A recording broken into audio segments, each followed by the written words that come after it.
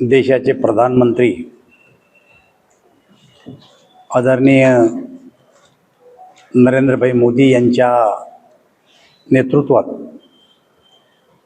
आपल्या देशाच्या अर्थमंत्री निर्मला सीतारामनने आपल्या देशाचा अर्थसंकल्प मांडला आणि देशभरातून नाही तर जगभरातून या अर्थसंकल्पाची प्रशंसा करण्यात आली आहे.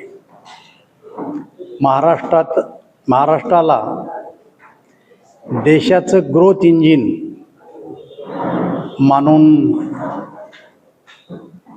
हा अर्थसंकल्प सादर केलेला आहे. रेल्वे, रस्ते, उद्योग आणि कृषी क्षेत्रासाठी भरीव तरतूद या अर्थसंकल्पात केलेली आहे. जेवढी तरतूद काँग्रेसच्या 65 वर्षाच्या काळात केली गेली नाही तेवढी भरीव तरतूद या अर्थसंकल्पामध्ये महाराष्ट्रासाठी करण्यात आलेली आहे. खरं तर या अर्थसंकल्पावर एका बाजूनं टीकाही करण्यात आली आमच्या विरोधकाकडून, पण आमचं आव्हान विरोधकांना की आपला पूर्व इतिहास एकदा जर तपासून पाहिला आणि 2014 नंतर जे काही अर्थसंकल्प मोदीजीच्या नेतृत्वात सादर करण्यात आले याची जर तुलना केली तर खऱ्या अर्थानं त्यांचे डोळे उघडतील अशा प्रकारचा हा अर्थसंकल्प आहे. प्रामुख्यानं रेल्वेच्या बाबतीत जर आपण विचार केला तर 2014च्या अगोदर आपल्या या राज्याला रेल्वे खात्याकडून केवळ 1171 कोटी रुपये मिळायचे. त्यामध्ये नवीन प्रकल्प असू द्या, रेल्वेचा स्टेशनचा विकास असू द्या, जुने प्रलंबित असलेले प्रकल्प असू द्या, ही सर्व कामं 1171 कोटी रुपयामध्ये केल्या जायची. दरवर्षी यात वाढ करून यावर्षी 23,778 कोटी रुपये या अर्थसंकल्पामध्ये रेल्वेला दिले. साधारणतः ही 20 पटीनं वाढ रेल्वेच्या संदर्भामध्ये झालेली आहे.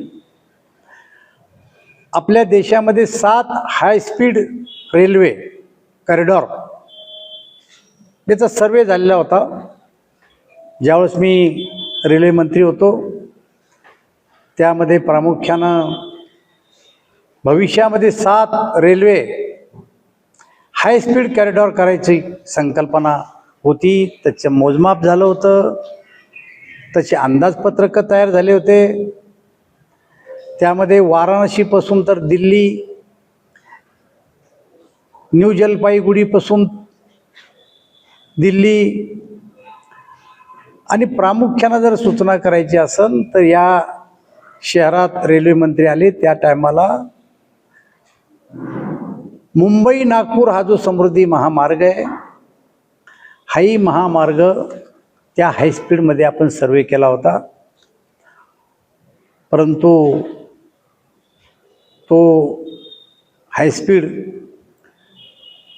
कॉरिडॉर याच्यामध्ये नाही असं मला दुःख याच्यासाठी की जे काही नेतृत्व आपलं लोकसभेमध्ये या ठिकाणाहून गेलं त्या नेतृत्वानं त्याचा पाठपुरावा योग्य रीतीनं करायला पाहिजे होता, तो केला गेला नाही. परंतु मुंबईपासून पुणे, पुण्यापासून हैदराबाद, वाराणसीपासून दिल्ली असे वेगवेगळ्या प्रकारचे हायस्पीड रेल्वे कॉरिडॉर या ठिकाणी मंजूर करण्यात आले आणि साधारणतः 5,000 कोटी रुपयाचा खर्च प्रस्तावित त्याच्यामध्ये करण्यात आला आहे. त्याचबरोबर अमृत भारत स्थानक त्या अंतर्गत 132 रेल्वे स्थानकाचा पुनर्विकास या ठिकाणी केला जाणार आहे. आपल्याला माहिती आहे की पूर्वी जवळपास 150 स्थानकं यामध्ये घेतले होते. त्यामध्ये जालन्याचं 200 कोटी रुपयाचं स्थानक आत्ता जवळपास पूर्ण होत आलं आहे आपल्याकडचं. छत्रपती संभाजीनगरचं 300 कोटी रुपयाचं स्थानक त्या ठिकाणी पूर्ण होत आलेलं आहे. शिवाय 1200 कोटी रुपये रेल्वेचे जे मुंबईचं लोकल सेवा आहे त्याच्या विस्तारासाठी या अर्थसंकल्पामध्ये तरतूद करण्यात आलेली आहे. कोकणासाठी कनेक्टिव्हिटी असली पाहिजे, सागरी मार्ग आहेत त्याला गती दिली गेली पाहिजे, त्यासाठी सुद्धा विशेष तरतूद या ठिकाणी करण्यात आलेली आहे.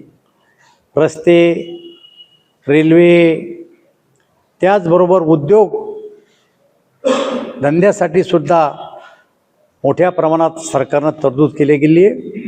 जवळपास 8,000 कोटी रुपयाची तरतूद पुण्यातील semiconductor hub, electronics and semiconductor क्लस्टरसाठी 8,000 कोटी रुपयाची तरतूद महाराष्ट्रासाठी करण्यात आलेली आहे.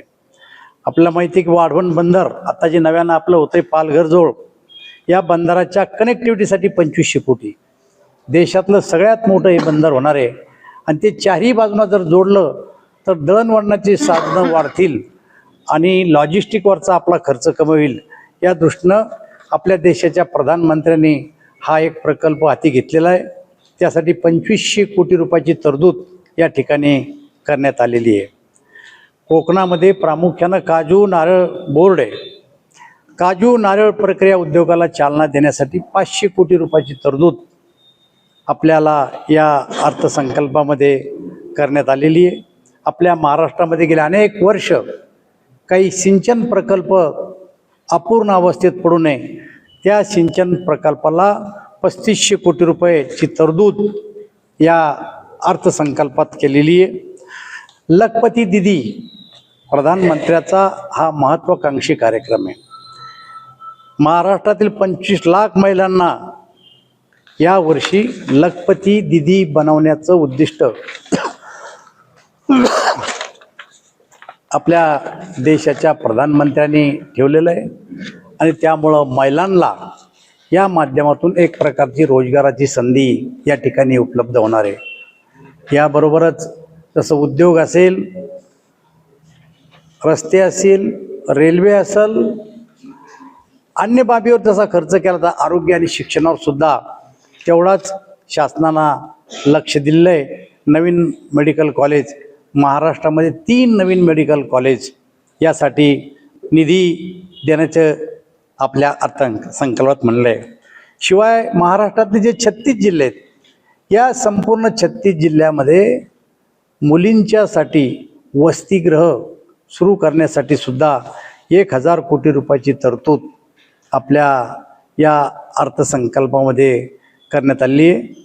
याचाच अर्थ असा की महाराष्ट्राचा विकास हाच आपल्या भारताचा विकास हे सूत्र डोळ्यापुढं ठेवून महाराष्ट्रासाठी मोठ्या प्रमाणावर सगळ्या क्षेत्रासाठी ही मोठ्या प्रमाणात तरतूद या ठिकाणी करण्यात आली आहे. हा अर्थसंकल्प खऱ्या अर्थानं स्पष्ट करतो की महाराष्ट्राचा विकास हाच भारताचा विकास आहे. काँग्रेसच्या काळातील फक्त कागदावरचे प्रकल्प आता मोदीच्या काळावर जमिनीवर वास्तव बनलेले आहेत आणि हा अर्थसंकल्प महाराष्ट्राला महासत्ता बनवेल यामध्ये आता आमच्या मनामध्ये कुठल्याही प्रकारची शंका राहिलेली नाही आणि मग आम्ही या अर्थसंकल्पाचं स्वागत करतो. सर्व स्तरावरून या अर्थसंकल्पाचं स्वागत करण्यात आलं आहे. विशेष करून मराठवाड्यासाठी ज्या काही तरतुदी करण्यात आलेल्या आहेत त्यामुळं मराठवाड्याला रेल्वेसाठी एक महत्त्वाचा वाटा मिळालेला आहे. वॉटर ग्रीडसाठी पैशाची तरतूद करण्यात आलेली आहे. अहमदनगर बीड परळीसाठी 4,957 कोटी रुपये आणि अनेक वर्षापासून अपूर्णच असलेला प्रकल्प पूर्ण करण्याच्या दृष्टीनं टाकलेलं एक पाऊल आहे.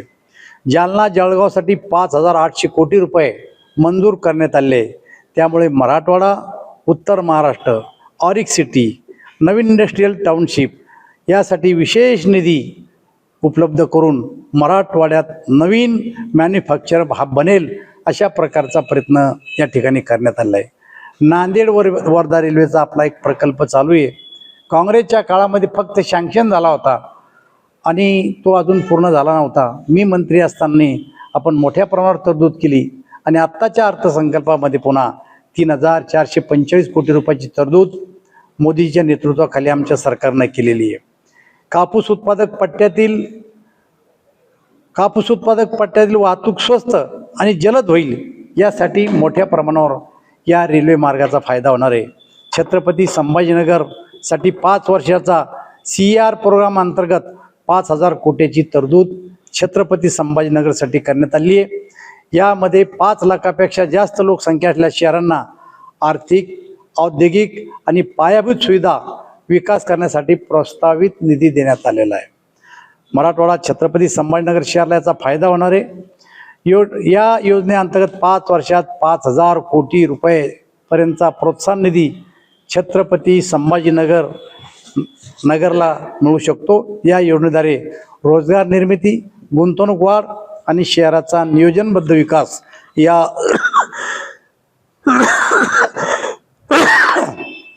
अर्थसंकल्पामध्ये केलेला आहे.